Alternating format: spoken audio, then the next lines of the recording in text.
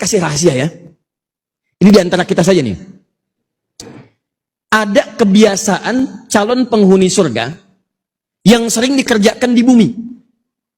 Jadi kalau Anda melihat orang seperti ini, kata sebagian pakar tafsir, itu orang adalah orang ahli surga yang sedang Anda lihat di bumi. Dan surganya itu surga spesial. Di surganya persis di taman surga, tempat yang paling indah di surganya. Apa kebiasaan orang ini? Itu orang suka istighfar menjelang subuh. Di malamnya dia bangun, dia tunaikan tahajud, begitu menjelang subuh dia istighfar. Astagfirullah, astagfirullah, astagfirullah. Itu ada di Quran surah ke-51 ayat ke-18, paling kanan di pertengahan di mushaf. Quran surah 51 ayat ke-18. Wabil asharihum yastaghfirun. Tahan. Nah, kalau orang banyak istighfar, naik status dia. Statusnya jadi hamba yang dicintai oleh Allah Subhanahu wa taala. Kalau sudah naik status jadi hamba yang dicintai, maka hal pertama yang Allah berikan pada hamba itu, maaf, bukan dunia. Dunia terlalu kecil, kata Nabi. Kalau ada manfaatnya, maka walaupun sebesar sayap nyamuk akan diberikan kepada orang itu. Tapi karena terlalu kecil, manfaatnya nggak banyak, maka yang diberikan oleh Allah bukan dunia pada yang dicintainya. Yang pertama kali diberikan adalah ampunan dari semua dosa-dosa yang pernah dikerjakan. Buka Quran surah ketiga Ali Imran ayat 31. Paling kiri sebelah atas di mushaf. Quran surah ketiga ayat 31. Perhatikan kalimatnya. Qul in kuntum tuhibbunallaha fattabi'uni. Sekarang perhatikan kaidahnya. Yuhibbukumullah. Ada orang yang dicintai oleh Allah Subhanahu wa taala. Di Ali Imran ayat 31 kata Allah, ada orang yang dicintai oleh Allah. Di Al-Baqarah akhir ayat 222, di antara orang itu adalah orang yang senang istighfar. Lalu apa yang didapatkan oleh orang yang senang istighfar ini? Lihat ujung ayatnya. Wa yaghfir lakum dzunubakum. Orang yang dicintai oleh Allah ini, maka yang pertama diberikan oleh Allah, diampuni semua dosa-dosanya. Maka para pendosa itu termasuk yang tadi, yang bunuh 100 orang, yang suka mabuk, yang pernah zina, dia datang ke majelis ilmu, di jalan dia istighfar, astagfirullah ya Allah, astagfirullah ya Allah, astagfirullah ya Allah. Begitu dia istighfar, Allah ampuni semua dosa-dosanya.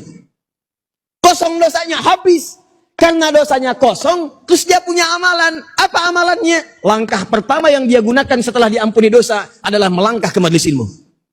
Begitu tiba langkah pertamanya, dihitung sebagai amal soleh. Begitu mengerjakan amal soleh, wafat orang ini. Saat wafat itulah kemudian kata Allah, pahalanya dituliskan, masukkan dia ke dalam surga. Kisah ini diabadikan isyaratnya dalam Al-Quran di surah yang keempat An-Nisa ayat yang ke-100. Paling kiri sebelah bawah di mushaf. Anda lihat Quran surah keempat ayat yang ke-100. Lihat ujung ayatnya.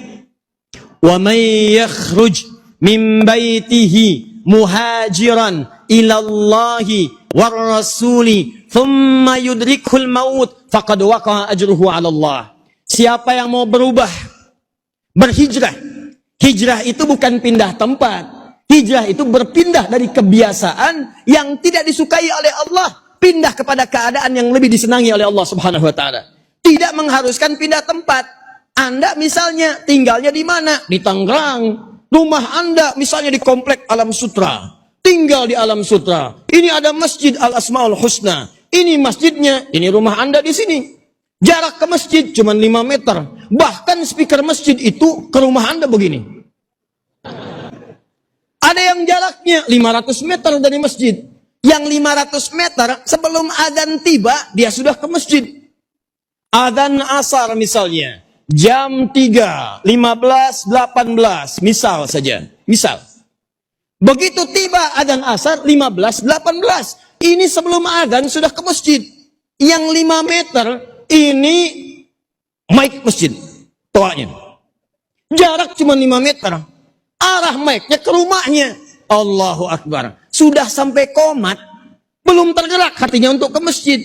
Ini sepeda ada, motor ada, mobil ada. Ini tidak memiliki apapun untuk berangkat ke masjid kecuali sendal dan kakinya. Perhatikan baik-baik. Kata Allah, siapa yang ingin hijrah, ingin berubah, ingin lebih dekat dengan Allah, datang ke majelis ilmu dia mau belajar, ingin dekat dengan Allah dan tuntunan Rasulnya. Maaf, baru keluar rumah, baru jalan, belum nyampe ke majelis, thumma yudrikul maut.